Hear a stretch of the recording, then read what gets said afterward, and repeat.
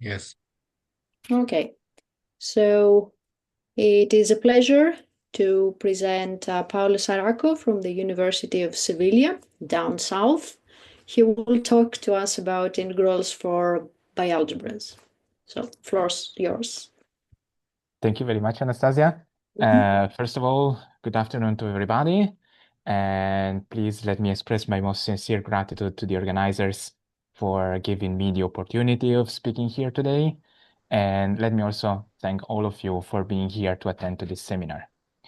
Now, since I hope everybody will more or less find at least something teeny tiny detail interesting, please, if you have any question, any comment, any remark, whatever you would like to say, feel free to interrupt me any moment. Just unmute yourself and please say or ask whatever you would like to say.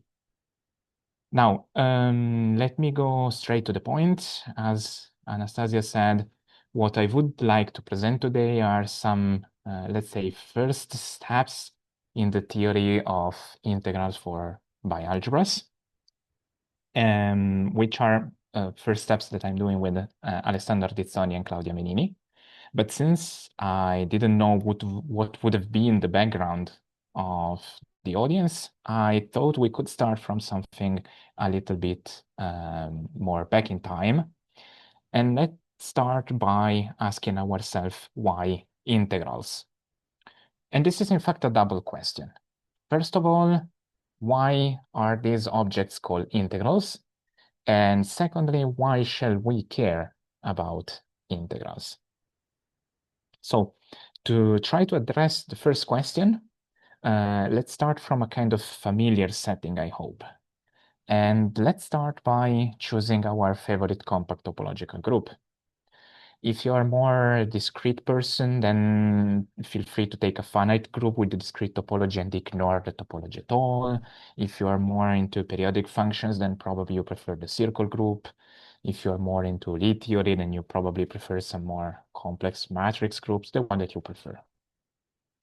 Now, I think you already heard at least once in your academic life that on a compact topological group, we have a unique Haar measure, which is a measure going from the Borelians of the group to the real numbers with the distinguished property that it is translation invariant. So the measure of a set of measurable subsets is the same as all its translates.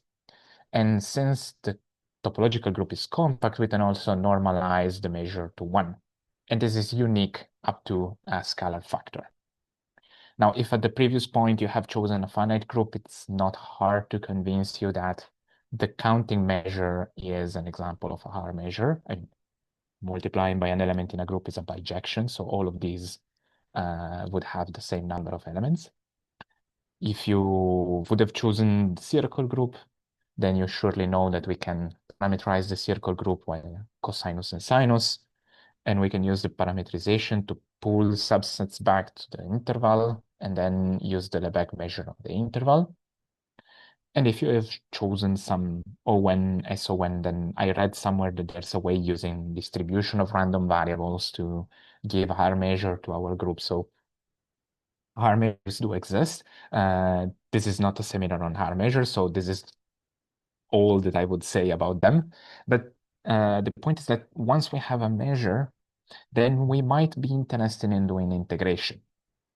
And so to any Haar measure, we have an associated, with any Haar measure, we have an associated Haar integral, which is a linear functional on the continuous functions on our group, with the distinguished property that it is, again, translation invariant. Cool. Now, since we are working with a group, the whole space of continuous functions is a little bit too big.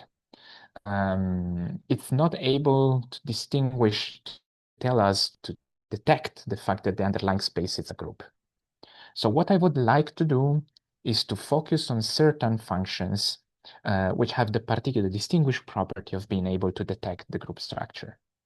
So what I would like to do is to focus on those continuous functions for which there exists a family of GIs, HIs, continuous functions themselves, such that whenever we evaluate f on a product, this is the same as the product of the evaluations of these functions on the factors. And I'm sure you already saw this definition thousands of times, and you probably thought, okay, but this is very theoretical definition. Do these functions exist? Well, they do. If in the previous slide you have chosen finite groups, then in fact every function on a finite group satisfies this algebraic property, simply taking the Kronecker deltas. If you have chosen the circle group, then surely you know that the cosinus, the law, the addition law for cosinus and sinus is exactly a law of this form, where, for instance, the corresponding to the cosinus, we have cosinus, sinus, cosinus, cosinus, sinus, sinus. Any regular function on a linear algebraic group, again, satisfy this property almost by definition. And I know this is not a compact example, but this is also a very elegant example of a function satisfying the same property, because this is probably the easymost function of this form. The exponential is the two families of GIs, HIs associated with the exponential are the exponential themselves. Okay, so if we focus on these functions, they form what is called the subalgebra of representative functions on our group. And it comes announced with three additional structure, or the additional structure consisting of three algebra maps. The co-multiplication is this idea of deconcatenating functions from the previous slide. The co-unit is this evaluating at the neutral element of the group, and the map S, which goes under the name of an antipode, it's the counterpart of precomposing by the inverse. So these representative functions are really able to detect, to tell us, be careful, your underlying space is not just a space, it has a composition law, it has a unit, it has the inverse. And since the composition law is associative, this tells us that the co-multiplication, so that the deconcatenation is co-associative. Since the composition law is unital, then this means that the co-multiplication is co-unital. And since multiplying by the inverse from the left or from the right gives the identity, tells us, well, the identity, the neutral element, this tells us that these two additional conditions, which are the antipode conditions, are satisfied. And all in all, summing up, this is saying that the algebra of representative functions on our favorite compact topological group is a commutative Hopf algebra. Now, I mentioned bialgebras in the title. Bialgebra is simply a Hopf algebra without the antipode. Or if you like, Hopf algebra is a bialgebra with an antipode. So bialgebras are for Hopf algebras what monoids are for groups, more or less. Okay, fantastic. Now I have more or less translated for you the group, the composition law, the neutral element, the inverse, and now you may wonder what happened to the integral. We're working with a compact topological group. We have an integral. This is a linear functional. Can we translate the integral? The answer is yes. This slide is the only Hopf algebraic computation I will do in today's seminar, but I think it deserves to be done because the final algebraic phase of an integral is something completely unexpected.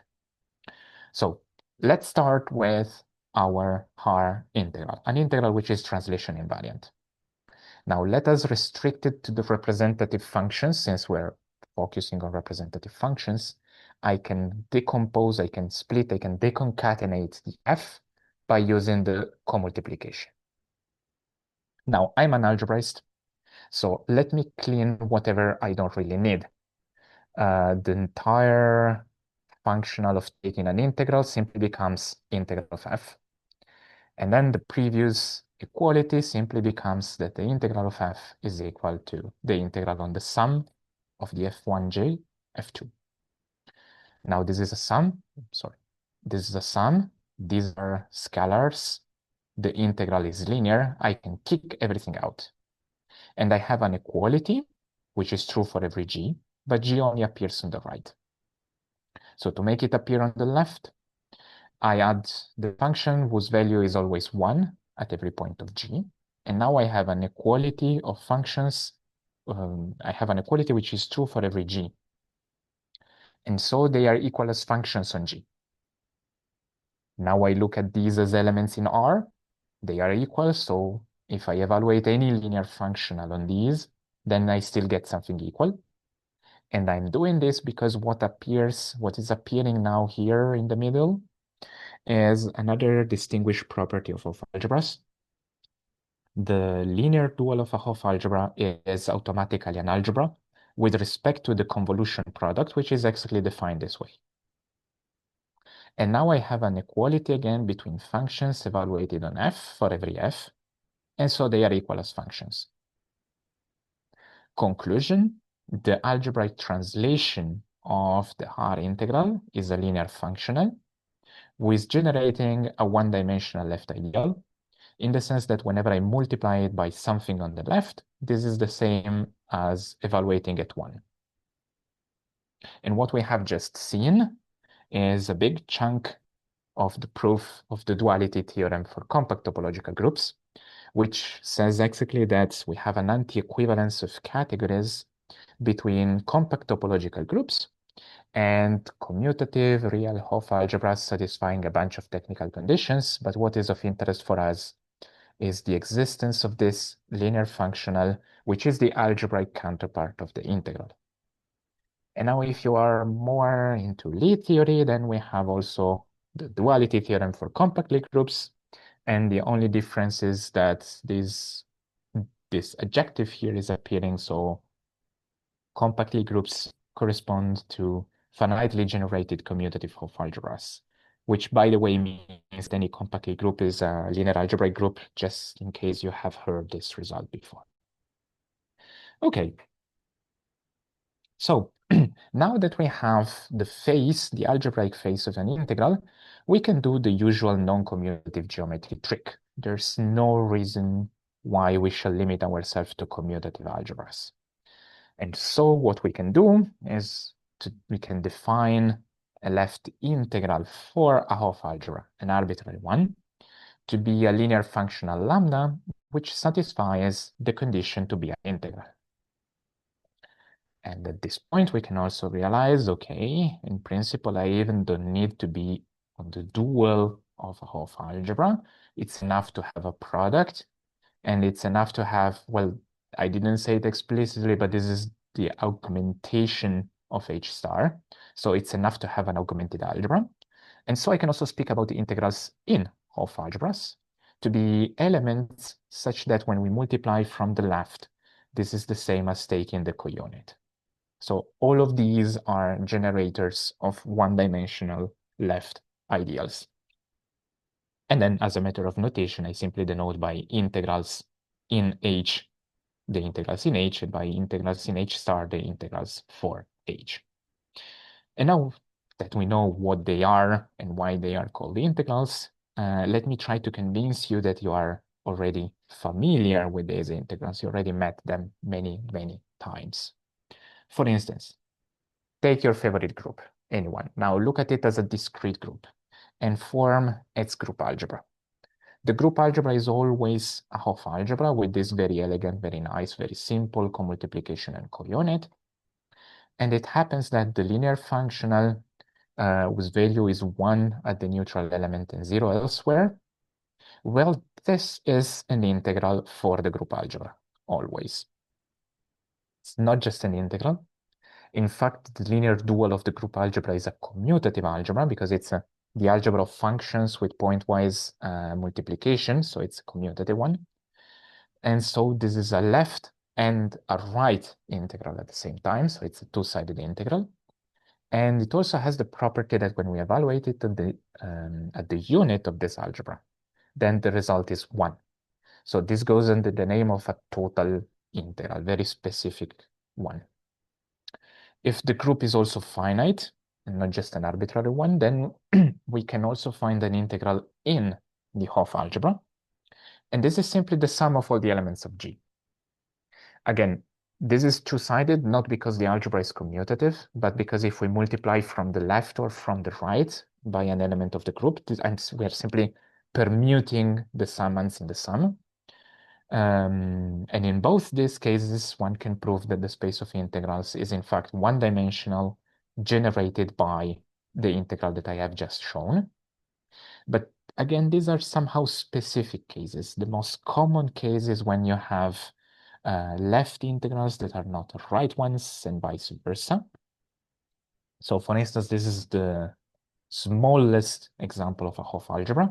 This is the Sweedler, no, sorry, not the smallest example of a Hopf algebra. It's the smallest example, which is non-commutative, non-commutative.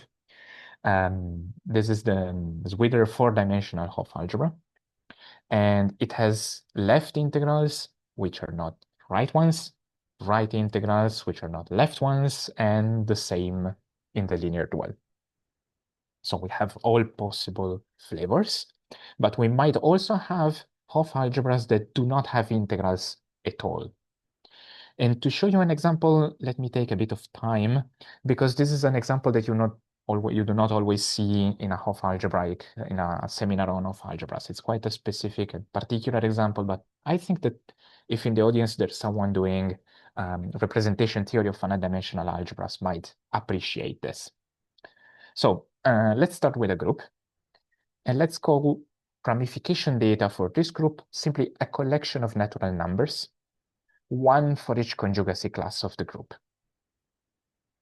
Then we say that a quiver is a Hopf quiver if the space of points has the structure of a group, and the number of arrows from G to H only depends on the conjugacy class of HG minus 1. So, okay, a bit of an abstract definition. Let's see at least one example to see what is going on. Let's take 3 points that I labeled 0, 1, 2 with the group structure of Z3. This is commutative, so we have 3 conjugacy classes. The ramification data at this conjugacy class of 0 tells us how many loops we have on each point. The ramification data at the conjugacy class of 1 tells us how many arrows we have from 0 to 1, and from 1 to 2, and from 2 to 0. And the ramification data at 2, how many arrows we have from 2 to 1, from 1 to 0, from 0 to 2. So that, for instance, this is a Hopf quiver with ramification data 2 at the conjugacy class of 1. This is not a Hopf quiver, because since we have an arrow from 0 to 1, we need to have also an arrow from 1 to 2 and one from 2 to 0 that we do not have. Now, why should I mention Hopf quivers? Well, because on a quiver, we can construct the vector space of all paths that we're used to endow with the path algebra structure.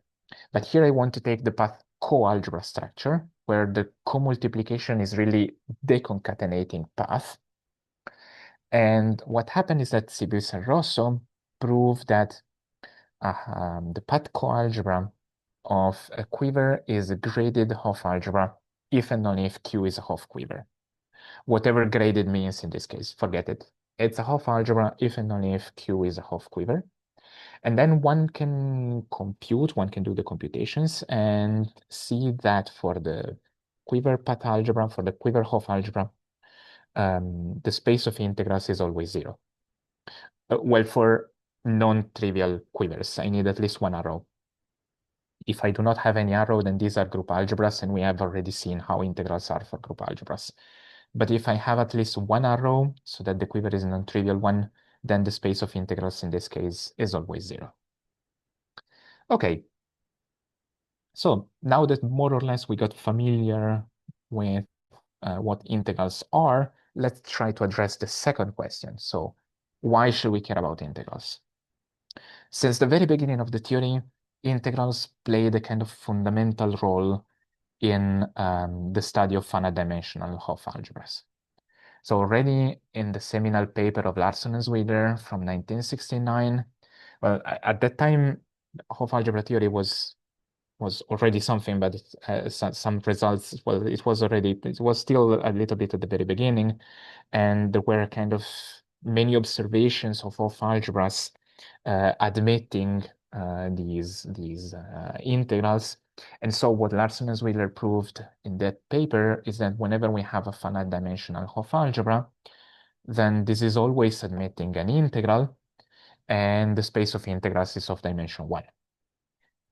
And then Pareghis, a couple of years later, improved, in a sense, Larson's Sweedler result, because he realized that the integral that one finds is, in fact, also the Frobenius morphism of a certain Frobenius algebra structure. And vice versa, if we have a bialgebra, which is Frobenius, and such that the Frobenius morphism is an integral, then this is for free of finite dimensional Hopf algebra. And more or less in the same period, Sullivan also proved the counterpart of the uniqueness result for Haar integrals. In fact, he proved that for every Hopf algebra, independently from the dimension, the space of integrals is always of dimension at most 1. So when integrals for Hopf algebras exist, then they are unique up to scalar factor. And again, more or less in the same period, Radford proved that the antipode of any finite dimensional Hopf algebra has finite order, which in particular means that the antipode is always invertible in the finite dimensional case. And well, it's the proof of this result that heavily relies on the theory of integrals for finite dimensional Hopf algebras.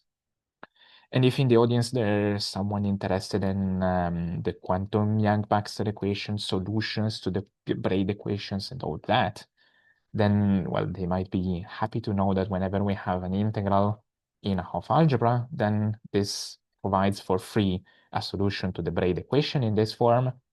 And, well, if you flip it, then you get for free a solution to the quantum Yang-Baxter equation. But what is probably most important, at least for today, is what goes under the name of Maschke theorem for Hopf algebras. Well, you might be familiar with the Maschke theorem for group algebras.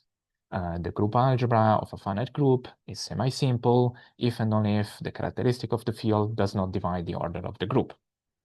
For Hopf algebras, Maschke theorem says that a Hopf algebra is semi-simple if and only if it is separable, if and only if it admits a total integral. Well, an integral whose counit is non-zero, and then one can normalize it to 1.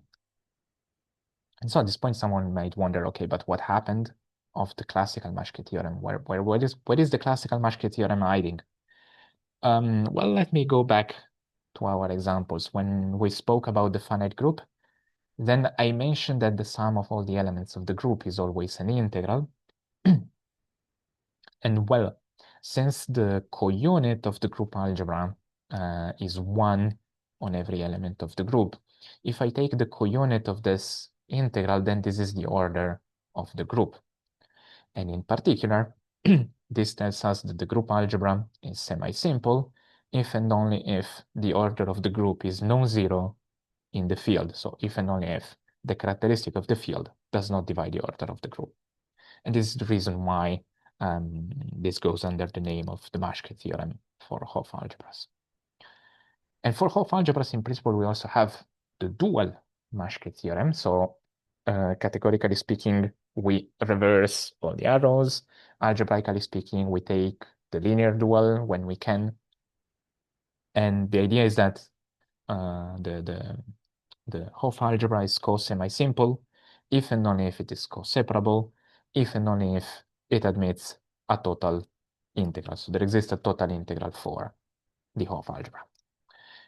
And now someone might start wondering, okay, but you started presenting integrals as translation invariant linear functionals on the space of function and so on and so forth. Then you did the Hopf algebraic magic. You arrived at generators of one-dimensional ideals, and then you continued working with generators of one-dimensional ideals. What happened of the original interpretation as invariant linear functionals? Well, for Hopf algebras, that interpretation is still there. Now, the point is the following. Whenever we have an algebra, we can take modules over the algebra. So vector spaces with an action. If we have the dual of an algebra, so a co-algebra, then we can take vector spaces with a co-action of the co-algebra. These are called comodules. If we have something which is an algebra and a co-algebra, then we can take something which is a module and a comodule. And if they are compatible in a certain sense, then we call them Hopf modules.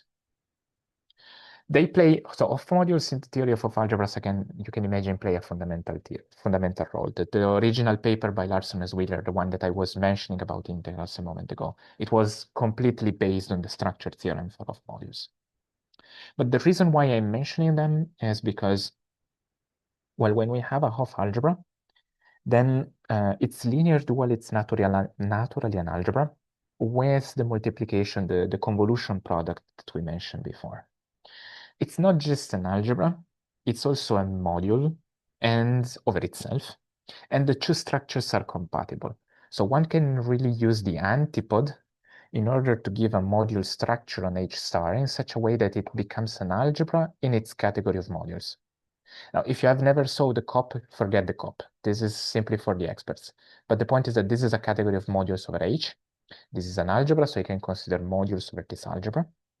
And at this point, I can use some Hopf algebraic trick to construct an adjunction between the Hopf modules and these H star modules. And the important part is that with any H star module, we can associate its so-called rational part, which is a Hopf module. And then we can invoke the structure theorem for Hopf modules, and every Hopf module is free over the vector space of coinvariant elements. And now in the usual duality picture, these coinvariants shall be understood as invariants with respect to an action. So a coinvariant element is coinvariant with respect to a coaction, but a coaction is a kind of algebraic counterpart of an action, and so we shall interpret these coinvariants as invariant elements with respect to a certain action. And the point is that we have H star here on the right. We can take the rational part and then the coinvariant elements, and these are exactly the integrals for H. So integrals for a Hopf algebra independently from the nature of the Hopf algebra. This is not neither commutative nor order-real, nothing. The integrals are still certain invariant linear functionals in this sense. Okay, and now that I said a lot of things about integrals for Hopf algebras, I think it's the moment for a break, just in case there's any question up to now.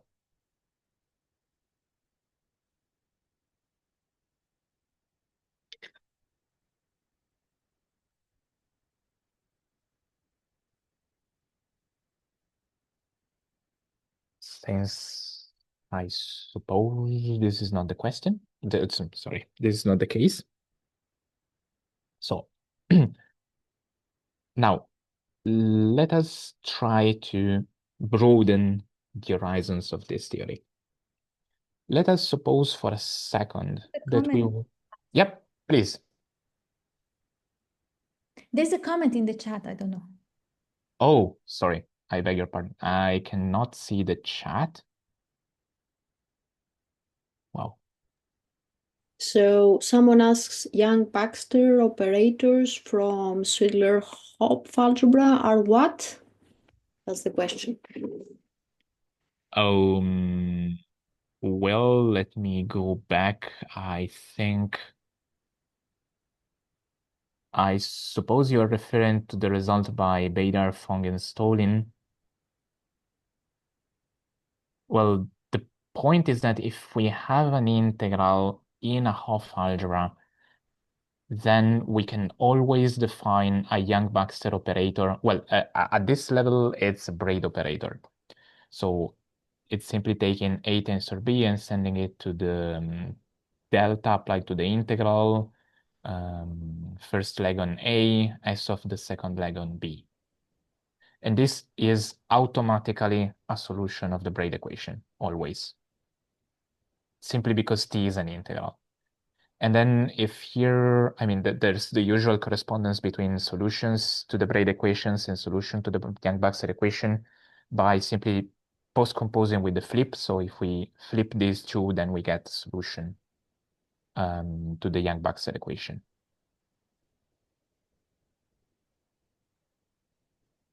Who is there? Ah, Florin. Yeah. If you want the result that I'm in some sense hiding under the carpet, is the fact that this is true for every Frobenius algebra. So what I'm really doing here is taking advantage of the fact that an integral is giving a Frobenius structure, and then I'm implicitly using the Frobenius structure. Okay. Fine. Voila. No, probably I will leave the chat here so that if someone else writes, I will see. Okay. So let's go back here. Suppose we would like to broaden the horizons of the theory of integrals, and we might need to define integrals on something that does not have an antipode. What's the problem? The problem is that with no antipode, we have no algebra structure on, sorry, not H module algebra structure on H star. And so we do not have this category on the right. We do not have the rational part. We are left with Hopf modules. And so there's no way of extending the notion of integral by preserving this idea of invariant linear functionals. So what people did for a long time was to take the other description of the integrals, the classical one, the one as generators of a one-dimensional ideal, because that is something that we can have on any augmented algebra. And well, with the naive definition of integrals for bialgebras, apparently there's not much that one can say. So instead of taking the naive one might be interested to extend this picture to the bialgebra setting as a first step, and then probably further. And to do this, one really needs to take a categorical look at what is going on. Now, I will skip the whole categorical picture because it would be a huge picture and it would require at least one seminar just to present the categorical picture. But the core, in a nutshell, what is going on is that for Hopf algebras, modules satisfy tensor Hom adjunction, where the tensor is the tensor in the base field and the Hom is the linear Hom. And this is the reason why, in some sense, here we have H star, because H star is the linear Hom of H. So it's the linear dual of H. For bialgebras, this is not the case, but they are still a category on which we have a tensor Hom adjunction. Sorry, not bialgebras, modules over a bialgebra. The point is that the tensor is the tensor over K, but the internal Hom, so the Hom part, is not the K-linear Hom. It's the B-linear Hom with respect to this B module structure. So in a certain sense, the right counterpart of the H star is what one calls the pre-dual of B. It's the pre-dual of a module, which is exactly this internal Hom evaluated at the base field. And this is the same as the linear dual of this quotient where the B plus is the kernel of the counit. Now, all of this to say that modules over a bialgebra are an example of a categorical framework, of a categorical setting, which is this of bi-closed monoidal categories and pre-rigid monoidal categories, that allows us, in a certain sense, to extend the setting that we saw a moment ago for Hopf algebra, so the rational part that we saw for a moment ago for Hopf algebras. And the setting is so favorable that if we take the pre-dual of a bialgebra, this is always a right module and an algebra at the same time, exactly as the H star.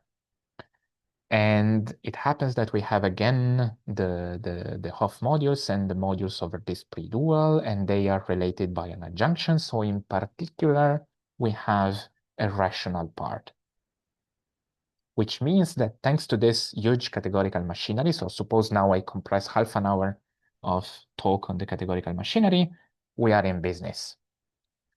We have the fundamental theorem. It's always there.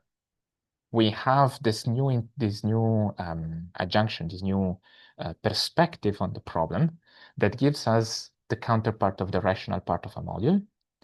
And so one can prove that if we take the P pre-dual, the rational part, the co-invariants, this is indeed a space of linear functionals,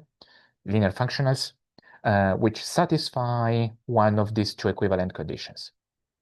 The first one is here because Hopf algebraic experts might recognize something.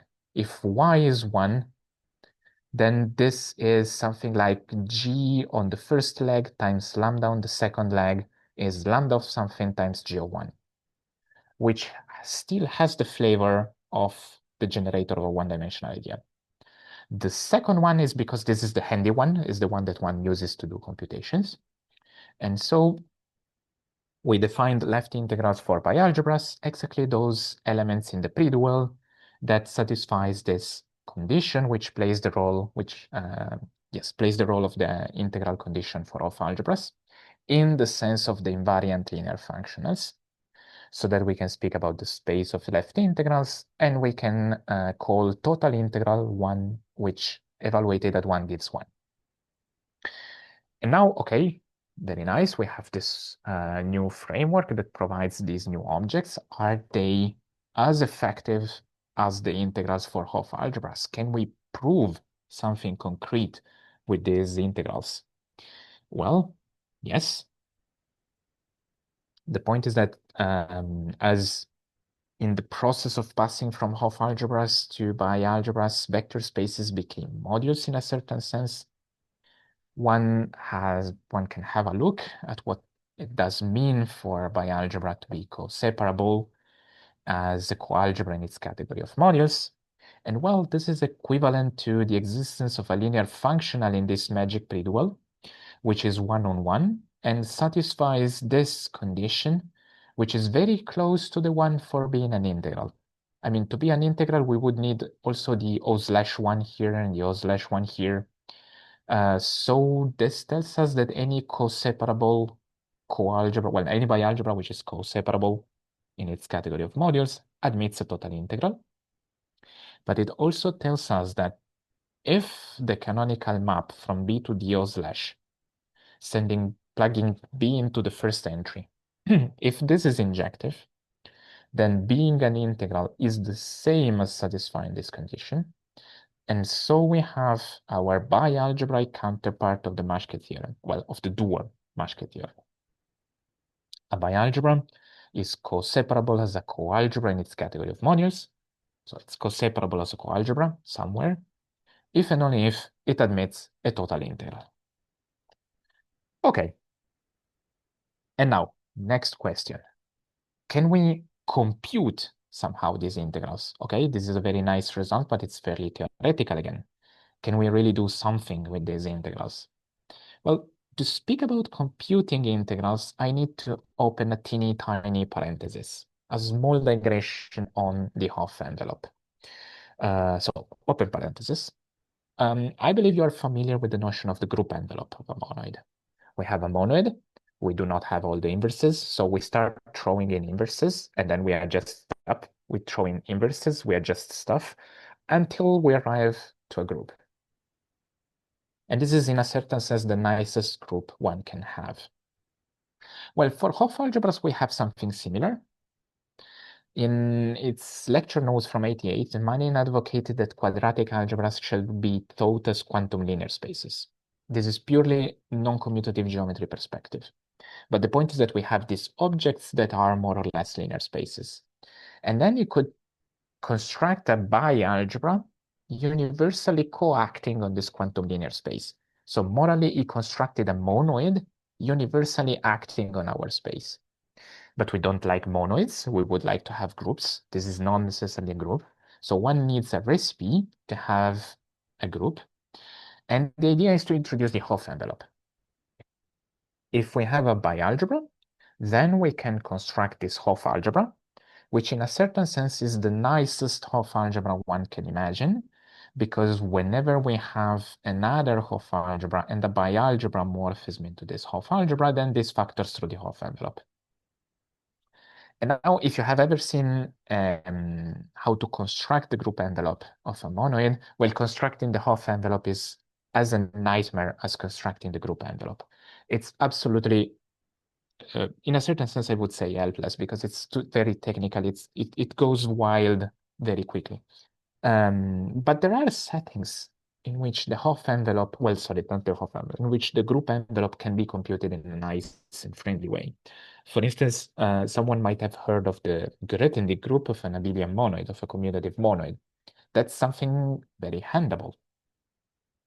Okay, so one of the things we were wondering with Alessandro and Claudia at a certain point is, can we have similar settings where the Hopf envelope is a much more friendly face that can help us computing integrals? That turned out to be the case.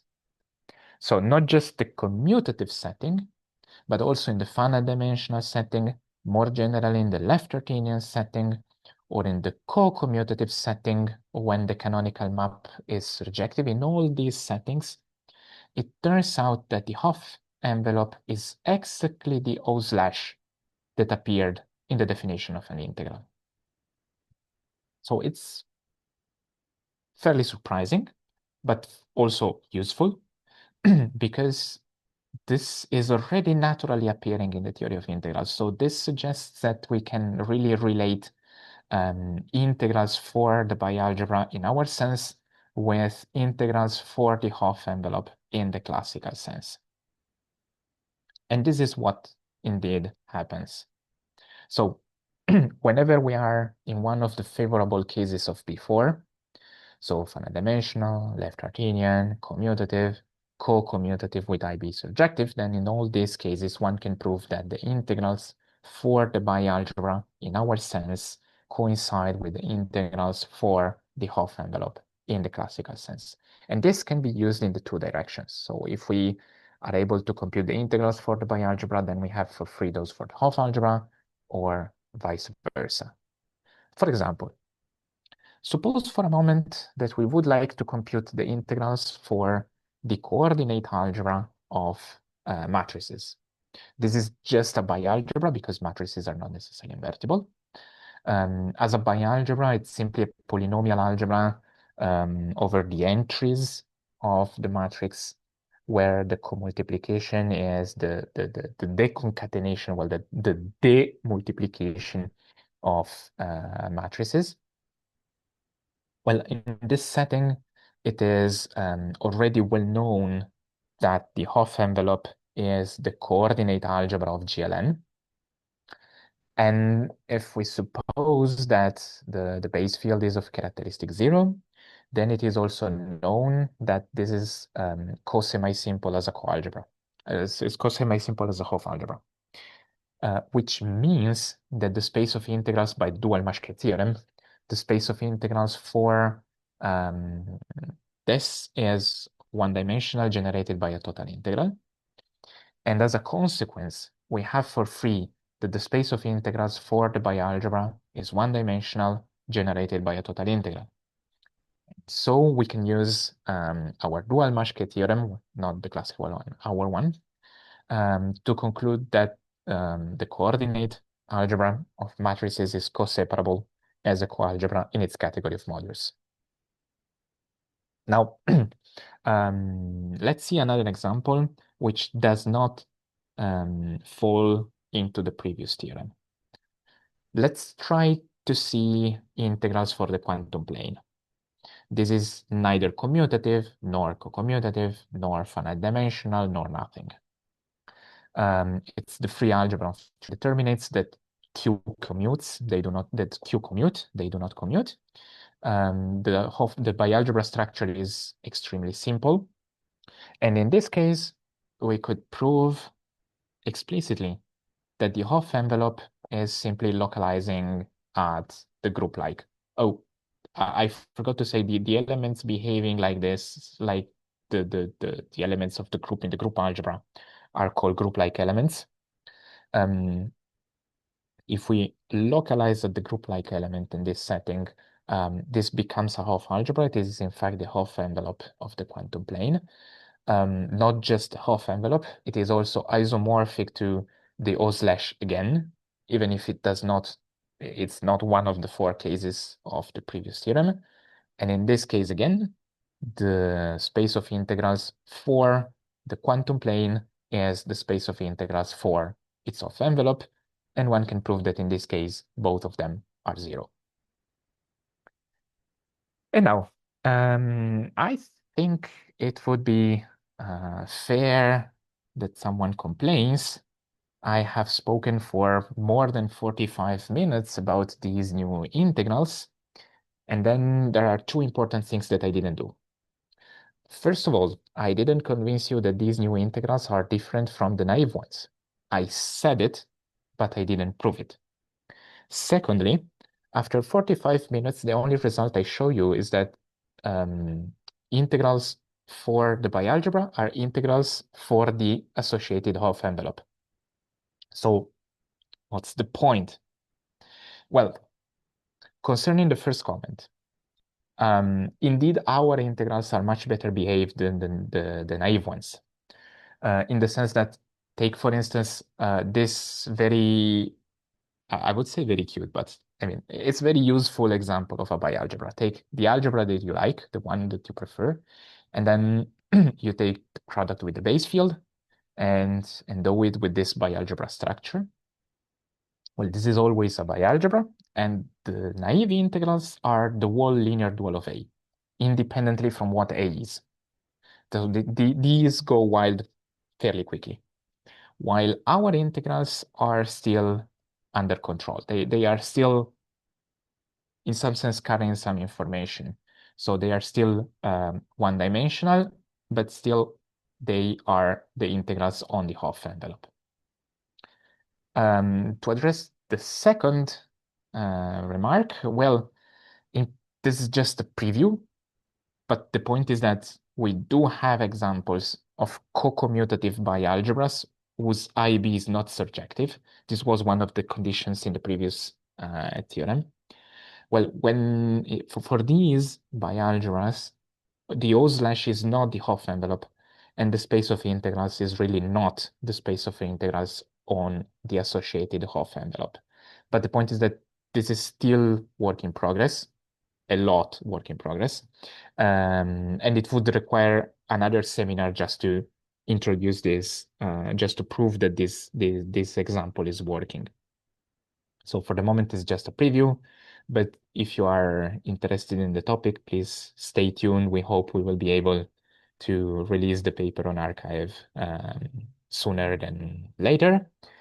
And I suppose, yes, I think I have spoken enough for today. And thank you very much for your attention. Okay, thank you very much, Paolo, for the nice talk. Are there any questions from the audience?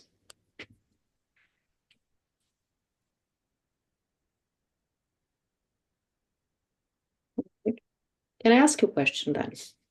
Yes, please. So you introduced this these integrals. You probably have a good motivation for why they're more practically useful. Where can you use this object and extract something that might give you perhaps information on representation theory, on structure of the algebra, or? Well, the origin of the idea of introducing these integrals was to study them for another Hopf algebraic structure. How to say? Yeah. We were motivated by another Hopf algebraic structure in which an antipode was not present, but it was not even a bialgebra. Because the theory of integrals for Hopf algebras, we didn't have representation theoretical applications in mind. we had more structural, let's say, more application in the study of the structure of the object itself. For instance, for Hopf algebras, for instance, for a Hopf algebra, having an integral in the Hopf algebra automatically implies that the Hopf algebra is finite dimensional. So this already gives you information about the dimension. Then the existence of an integral means that we have a splitting of the co-unit, which is not given by the unit. So having a total integral means that in the algebra structure, you have another copy of the base field. So whenever you have a Hopf algebra, there's a copy of the base field given by the co-unit and the unit. Having a total integrals means that there's a separate copy of the co-unit. A separate copy of the base field. So representation theoretically means that there's a one-dimensional irreducible representation, a non-trivial one-dimensional irreducible representation. So speaking about integrals for bialgebra was, or might be, if you like, aimed at studying the structure of bialgebras and not necessarily just bialgebras, but also since we had this very general categorical machinery, this categorical framework that allowed us to approach integrals for bialgebras, well, we hope to be able to study integrals also in more general settings. And the dual Maschke theorem was a nice surprise that it worked. Okay, thank you very much, Paolo. Thanks to Any you. other questions from anybody? Okay, if not, Yeah, I have a question. okay. If I can, but maybe it's kind of a stupid question because it's probably a whole separate talk. But so what's the correlation between integrals and multiplier and the algebra of multipliers? So I guess the integrals will give you multipliers, but do they naturally live in the algebra of multipliers? Do you have more integrals there? And like, what's the picture more or less? Honestly, I have no idea. Sorry, Davide. I didn't think about it. Wow, a relation between integrals and multipliers. At the present moment, no clue. It's okay, Give thank me- you. I am already give me grateful time. because you mentioned the Seville quiver, so it's fine. Nice You talk. you deserve recognition because you were the one introducing me to the Seville Rosso Hopf quiver. But I didn't know what to do with that. Thank you.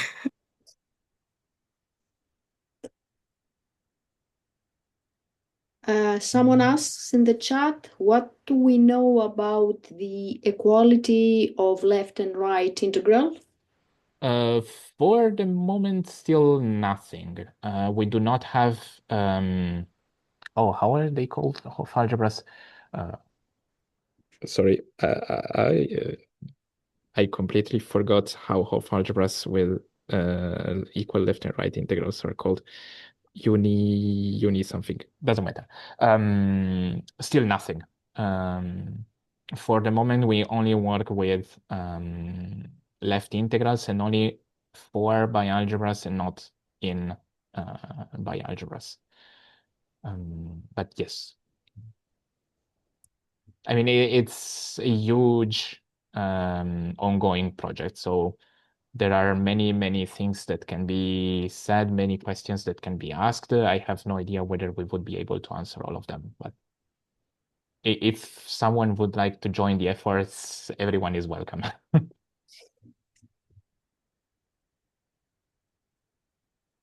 More questions? Okay.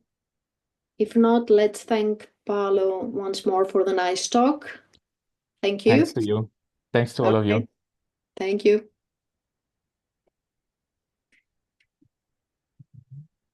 Bye now.